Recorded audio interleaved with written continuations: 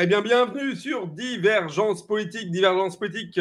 Aujourd'hui avec l'écrivain et historien Laurent Braillard. Bonjour Laurent, comment vas-tu? Bonjour Alexis, ça va très bien. Alors Laurent, tu es en direct du Donbass, donc ça tombe bien parce qu'on va parler aujourd'hui d'un sujet tabou en France. On va parler de ces groupuscules néo-nazis, nationalistes, fascistes. Choisissons le mot qui nous convient, qui pullulent en Ukraine depuis maintenant, je dirais plus de 10 ans, qui pullulent depuis une vingtaine d'années, qui ont pris le pouvoir, ne serait-ce que, si ce n'est pas politiquement, mais en tout cas, euh, dans, je dirais, le poids et l'importance du développement du pays depuis 2014. Tout de suite, petit générique, et on en parle ensemble. Nous sommes en guerre.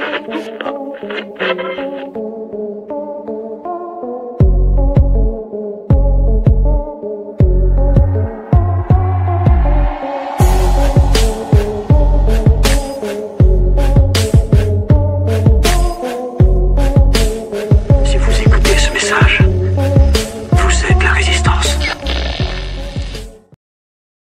Voilà, justement, en parlant de résistant, Laurent Braillard, je le rappelais, tu es historien et auteur notamment d'un livre qui s'appelle Ukraine, le royaume de la désinformation. C'est un livre absolument passionnant à découvrir pour tous ceux qui s'intéressent justement à cette face cachée, celle qui n'est pas connue peut-être en Europe et en France, de l'Ukraine, ou en tout cas qui n'est plus présentée dans les grands médias, dans les médias de grand chemin. Je dis qui n'est plus présenté parce que pendant très longtemps, notamment Le Monde et tous les médias, notamment de gauche, ont allègrement notifié justement cette présence ultranationaliste en Ukraine. Qu'en est-il véritablement? C'est une longue histoire, ça serait très compliqué à tout reprendre. Mais enfin, pour résumer, comme tu le sais, tout commence avec les deux Maïdan. Bon, autrefois, la révolution orange est présentée comme une révolution démocratique. Celle du Maïdan était un peu plus tendue. À l'époque, les journaux quand même émettent quelques critiques sur des signes, des insignes un peu étranges, des croix celtiques, etc. Mais c'était un peu caché, mais ça sortait quand même un petit peu quand même dans les médias et surtout anglo-saxons. Après, évidemment, au fil du temps, surtout après 2016-2017, et puis après la SVO, l'opération spéciale, eh bien, tout ça a disparu, et même avec un contre-discours que tout ça n'existe pas, qui sont très minoritaires, voire qui n'existent quasiment pas, qu'il n'y a que Azov, et encore que c'est un petit pourcent, bon voilà, que c'est du folklore aussi, on a entendu ça. Et puis, bien sûr, on n'a pas parlé des nombreux partis et groupes qui existent, sans parler dans l'armée ukrainienne de ces unités un peu étranges.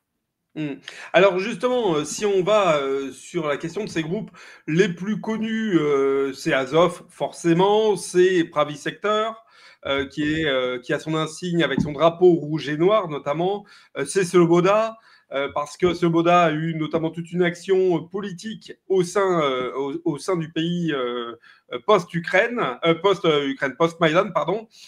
Combien il y en a d'autres à peu près de groupuscules comme ça, plus ou moins importants dans le pays?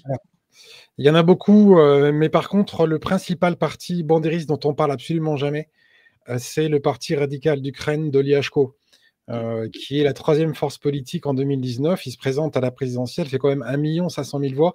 Et les partis bandéristes font 2 500 000. Pour te donner un petit exemple, en 2002, il faisait 70 000 voix. Donc on voit une trajectoire énorme. Après, tu as cité Svoboda, son ancien nom, c'est Parti national socialiste d'Ukraine. Donc bon, tout est dit dans le titre. Après, il y a beaucoup. Le Pravi Sector, c'est finalement plein de groupes et de partis qui se réunissent à l'époque. Le Marteau Blanc, le S14 en référence à Adolf Hitler.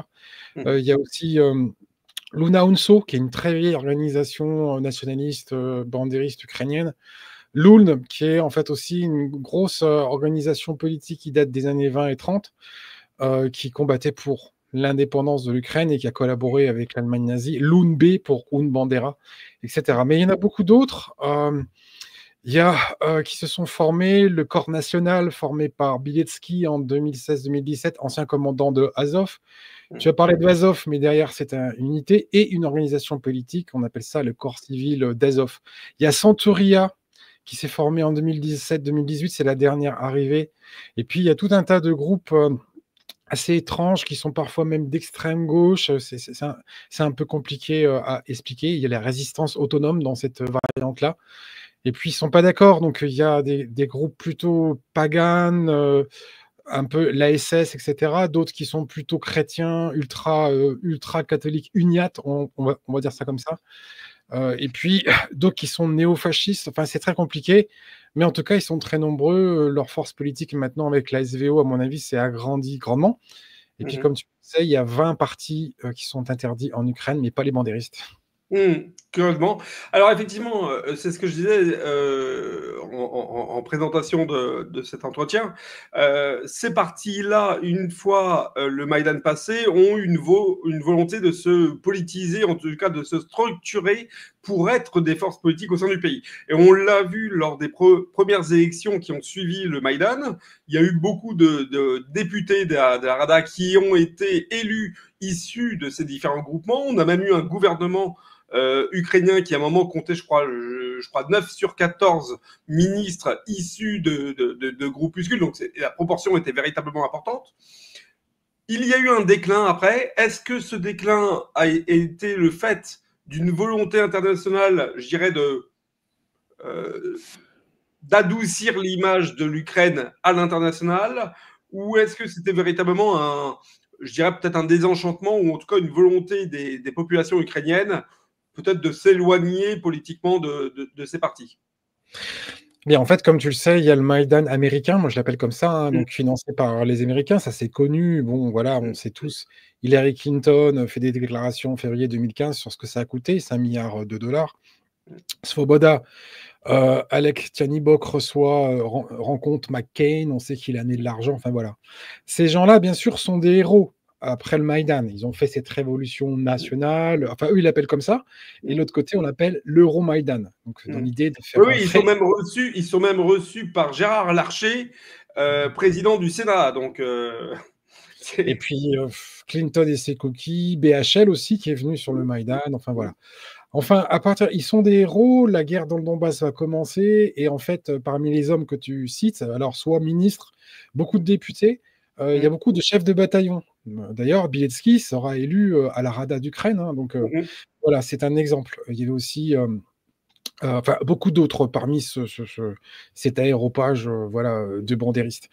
Après, il est évident que l'Ukraine de l'époque, il y a beaucoup de Russes ethniques, énormément, hein, qui sont certainement même encore autour des 40-45% de la population.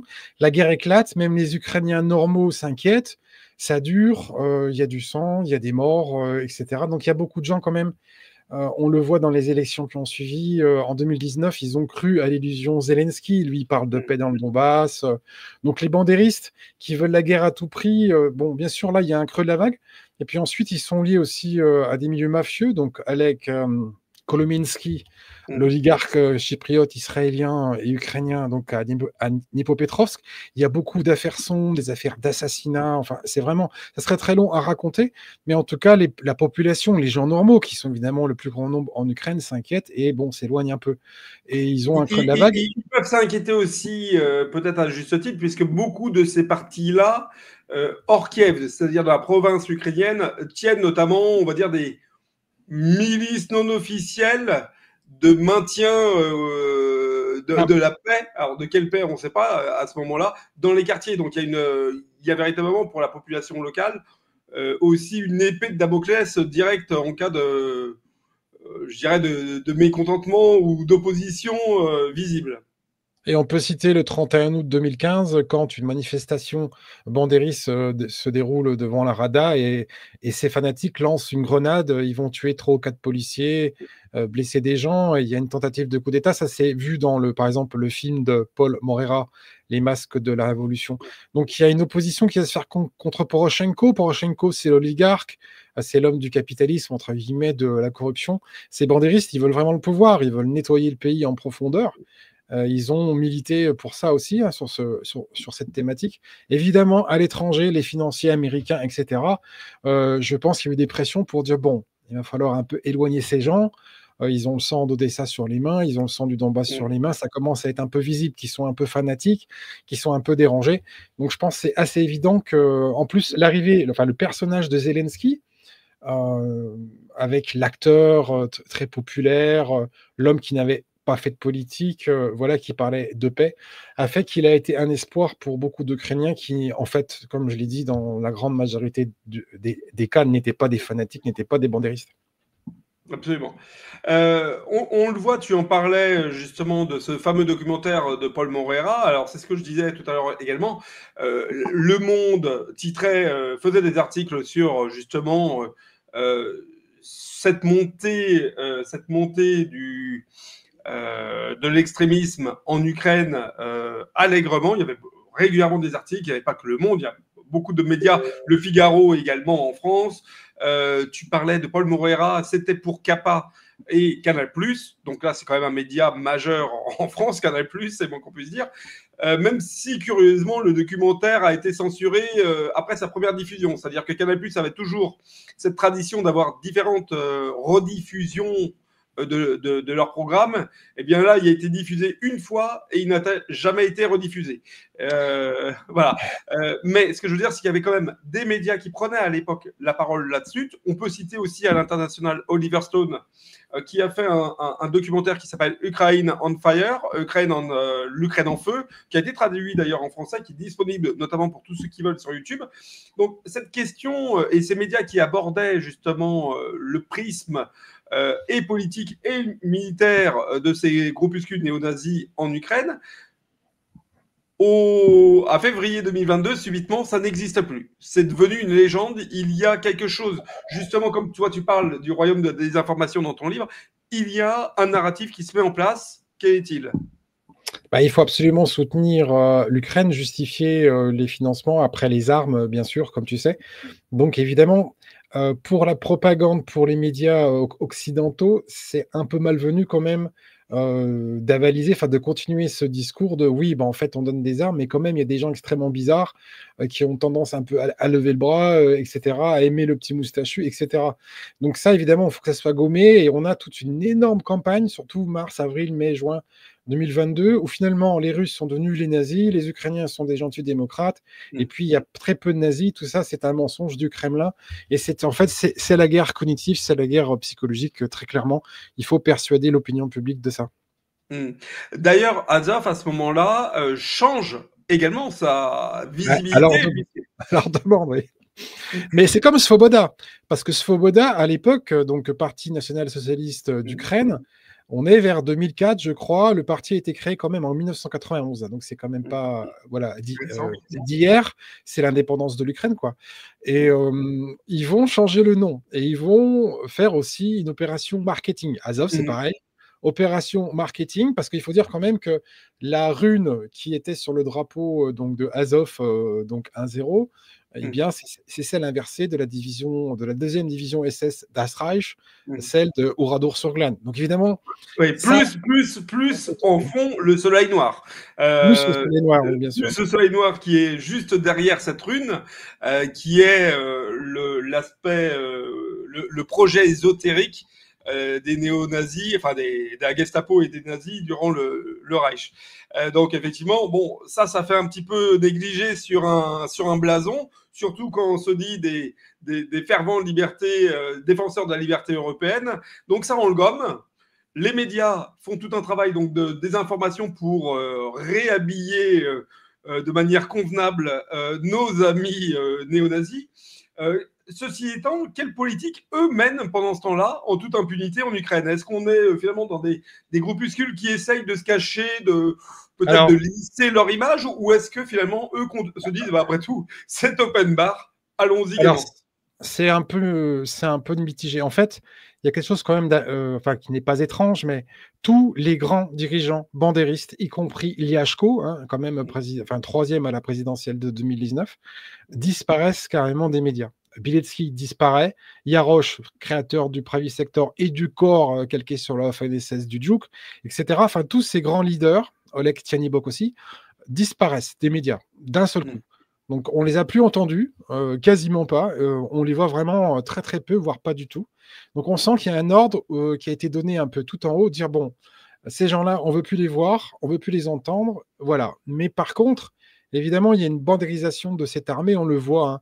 Par exemple, à Koursk, il y a eu un journal britannique qui a titré sur le fait que pendant leur mission là-bas, ils avaient relevé plus de 1000 soldats avec des insignes nazis, bandéristes, fascistes, etc. 1000. Donc, en l'espace, on imagine qu'ils ne sont pas restés non plus 3 ans. Déjà, la bataille n'a pas duré 3 ans, mais enfin, voilà, en 2-3 jours, voilà ce qu'ils voient. Donc, l'armée s'est bandérisée par le sang versé, etc. Et puis, les bandéristes ont, il n'y a pas longtemps, menacé Zelensky. S'il y a des négociations, on marchera sur Kiev, on a des armes. Donc, ils sont là. C'est une grande force politique. Et puis, le bandérisme, par contre, en Europe, c'est un peu, comment dire, déjà, j'aime pas le mot néo-nazisme, parce que le bandérisme, maintenant, c'est quelque chose, c'est une entité, c'est un enfant taré du nazisme, mais c'est quelque chose qui est devenu... Je suis d'accord avec toi. Qui se suffit à lui-même, avec ses codes. Par exemple, c'est très marrant de voir que le parti Renaissance, dans le groupe au Parlement européen de Macron, enfin du parti politique de Macron, mettait le fameux Slava Ukraini. Mais les gens ne savent pas que ce cri a été crié par Bandera pendant son procès. Il avait fait assassiner, il avait participé à une opération commando, ils avaient assassiné le ministre de l'Intérieur polonais en 1934. En 1935, il est jugé et condamné à mort et il va faire ce cri. Donc on voit, après tous ces politiques, BHL qui crie ça aussi à la télévision, etc. Et puis le fameux trizoub, c'est le fameux triangle. En fait, c'est un faucon qui est en piqué. C'est l'équivalent, si tu veux, des faisceaux fascistes ou de la francisque de l'État de Vichy. Donc ça aussi, c'est marrant parce que ils savent pas trop ce que c'est dans nos médias, dont de temps en temps, quand même, ils font des erreurs, c'est comme ça. Et puis souviens-toi de Kursk avec TF1 ou je me rappelle plus, LCI, avec ce soldat avec le casque SS et la dame qui disait mais qu'il enlève ce casque, qu'il enlève ce casque. Enfin, voilà. On l'a vu sur LCI, effectivement, des interviews, on en a vu plusieurs avec les soldats qui avaient des patchs, mais bon, là, effectivement, dans l'œil de la caméra, tout ne se voit pas toujours, visiblement, pour certains médias. D'ailleurs, dans l'œil de notre président de la République, puisque Emmanuel Macron était avec ses comparses à Kiev, la photo officielle du compte d'Emmanuel Macron, président de la République française, où ils sont tous les 5, puisqu'il y a Zelensky avec eux, de dos, avec devant eux des drapeaux d'Ukraine, et le drapeau qui est juste à côté d'eux, mais juste devant eux, c'est-à-dire à 3 mètres, donc là c'est difficile de ne pas le voir, c'est un drapeau donc justement d'Azov, avec les anciens insignes d'Azov. Oui. Et c'est ce qui est repris par le service de communication de l'Élysée pour le compte officiel du président de la République française. C'est dramatique, est-ce que véritablement il y a une volonté de... Est-ce qu'il y a une volonté de dire on s'en moque, coûte que coûte? Oui. En plus, ils ont fait le travail dans l'opinion publique. Là, je parle évidemment de la masse des gens, hein. Donc, pour beaucoup de gens, voilà, les Russes sont d'affreux sanguinaires, etc. Le président Poutine, ils mangent leurs enfants. Donc, ils ont un petit peu un côté, on s'en fout, de toute façon, maintenant, tout passe. Cependant, ils font quand même des erreurs parce que, bien sûr, le temps va passer et tout ça, ça reste, les documents, etc. Et ça pourra nous servir plus tard. Et pour l'instant, évidemment, c'est quelque chose qui fonctionne, mais pas chez tout le monde. On voit quand même des voix qui protestent en France, comme tu sais, contre la guerre, etc. Il y a beaucoup de gens. Tout ça, bien sûr, en plus, c'est difficile à cacher, hein. Donc, ils ont aussi... c'est très difficile pour eux... de faire un narratif mensonger à 100%. Ils peuvent pas. Il y a trop de pistes, il y a trop de preuves, etc. C'est très compliqué. Là, par exemple, le fait de renommer l'artère principale de Kiev avenue Bandera, normalement, c'est quelque chose qui doit, je sais pas, interroger au niveau d'Occident, puisque on dit en Europe et on dit en France que se battre pour l'Ukraine, c'est se battre pour les valeurs de l'Europe. Donc, Bandera, visiblement, c'est les valeurs de l'Europe. Ça fait mal au cœur. Il faut rappeler que sous le président Yurchenko, il reçoit le titre de héros de l'Ukraine. Je crois qu'on est en 2008. Le centre Simon Wiesenthal, à l'époque, émet des protestations. Il y a quand même des voix à l'international qui en parlent. Oui. Et alors, pour être précis même, Laurent, il reçoit effectivement le titre de héros de la nation après de nombreuses années où il avait été censuré et, je dirais, véritablement mis de côté parce qu'il représentait effectivement une honte pour l'Ukraine. Là, il est réintégré il est remis en avant et réintégré en tant qu'héros de la nation. C'est ça, avec Shukevich. Sous Yanukovych, on va retirer ce titre dès 2010, et puis Poroshenko va lui redonner. Donc ensuite, vont pousser les allées Bandera, Shukevich, etc.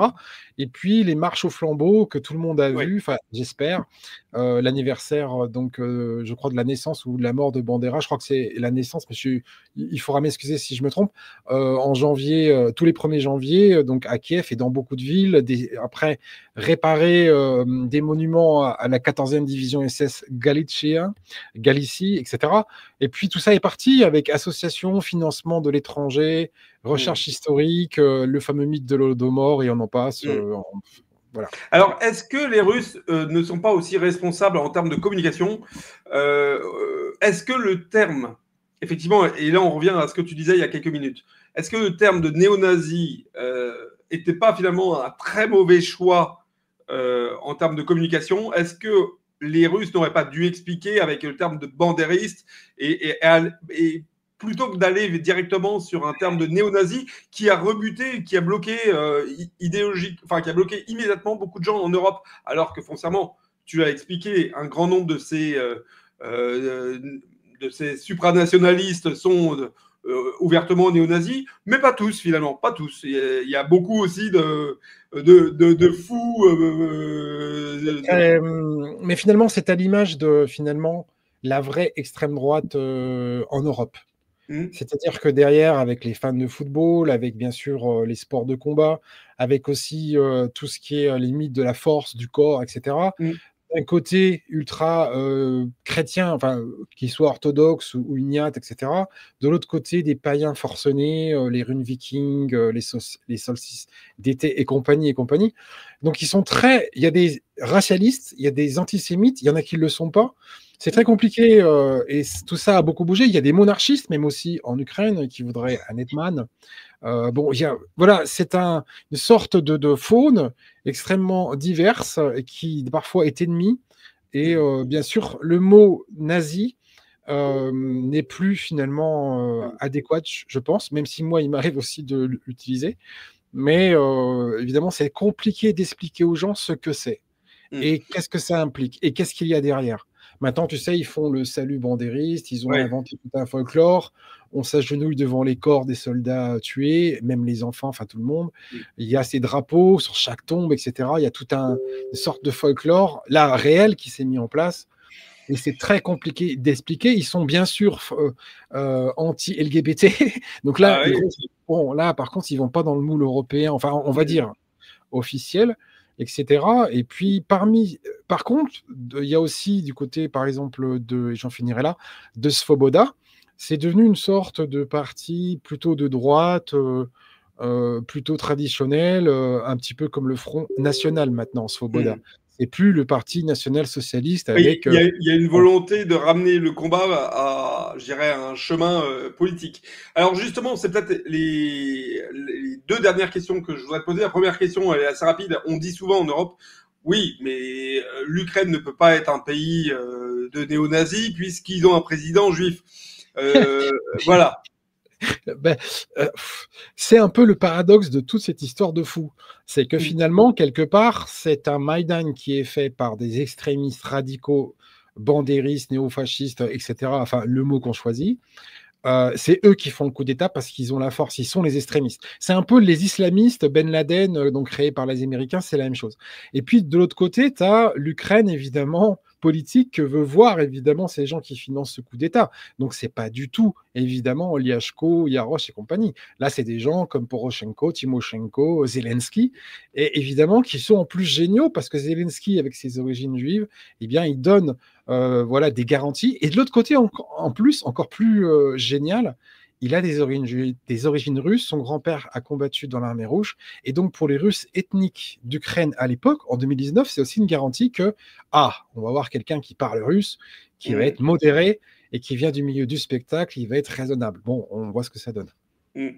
Dernier point, alors dernière question pour finir ce podcast qui est absolument passionnant. On pourrait en parler des heures. Je trouve que de discuter avec toi et avec ta connaissance de ce sujet est véritablement quelque chose qui est très enrichissant. Dernier point, aujourd'hui, quel est leur poids politique? On va pas parler militaire parce que là, pour le coup, militaire, ils sont extrêmement lourdement équipés par les Américains, par l'Europe depuis. Et véritablement, je pense qu'on pourra être inquiet. On pourra refaire des podcasts sur la question une fois que la guerre sera finie parce qu'il faudra voir où sont ces fous et avec quels moyens ils ont encore entre les mains. Mais ça, on en parlera plus tard. Aujourd'hui, quel est leur poids en Ukraine? C'est bien là la question.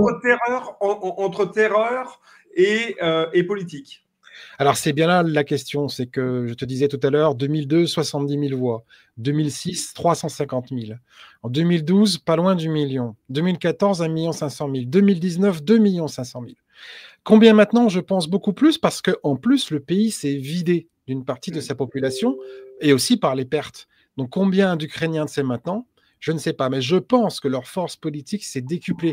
Ils sont dans, voilà, ce sont les héros, ce sont des combattants idéologiques. Ils sont partis sur le front les premiers, ils ont fait le Maïdan, ils ont sauvé l'Ukraine, entre guillemets, etc. Donc je pense que leur force politique, d'ailleurs c'est pour ça qu'il n'y a pas eu d'élection aussi en Ukraine, hein, parce qu'évidemment, ils auraient gagné, je pense, cette élection, très franchement. Zelensky aurait été mis out. J'en suis persuadé. Donc, c'est difficile à dire, mais beaucoup plus forte qu'elle n'a jamais été, ça j'en suis persuadé. Après, bien sûr, il y a cette Ukraine silencieuse des gens modérés qu'on n'entend jamais. Donc, c'est compliqué à prévoir, à faire des hypothèses sur qu'est-ce qui se passerait s'il y avait une élection. Mais ils n'ont jamais été plus forts que maintenant. Ok. Est-ce qu'ils tiennent Zelensky par la peur? En partie. En partie. Ils ont les armes, ils sont violents. C'est des combattants qui font la guerre. On est dans la 12e année de guerre. Ils ont quand même, voilà, ils ont une formation, ils ont des structures très nombreuses, ils sont très bien organisés. Ils n'ont jamais été réellement au pouvoir, je veux dire, à la présidence, etc. Ils sont une alternative pour une grande partie, pour une partie de la population, et ils sont très dangereux. Donc Zelensky ne peut pas ne pas compter en partie sur eux, du moins faire attention à ce qui se passe avec eux. Et pour lui, il y a un danger diffus, une épée de Damoclès qui se trouve au-dessus de sa tête. Laurent Braillard, 1000 fois merci, c'était absolument passionnant. Je rappelle à tout le monde, et je mettrai le lien en description de cette vidéo, que tu as écrit un livre qui s'appelle Ukraine, le royaume de la désinformation. Si vous n'avez pas le livre, si ça vous intéresse, si vous voulez en savoir plus, eh bien, cliquez sur le petit lien pour retrouver l'endroit où vous pourrez acheter ce livre. Et puis, on peut te suivre, notamment de temps en temps dans l'émission de Xavier Moreau, ici Moscou, sur RT, c'est ça? Bien sûr. Et d'ailleurs, où on s'est rencontrés souvent. Exactement, où on a eu le plaisir de se rencontrer notamment. Et également, si vous souhaitez avoir plus d'informations sur le Donbass, sur ce qui se passe dans le Donbass avec Christelle et Laurent à la plume, pardon, c'est Donbass Insider. Peut-être tu peux rappeler. Ça a changé maintenant, c'est International Reporters, qui a été créé officiellement à Rostov en novembre 2023. Ouais. Et ben voilà, donc voilà, on mettra le lien également pour tous ceux qui sont passionnés de la question. Laurent, à très bientôt sur Divergence et 1000 fois merci de nous avoir fait le plaisir de nous éclairer un petit peu sur cette Ukraine cachée. Merci Alexis.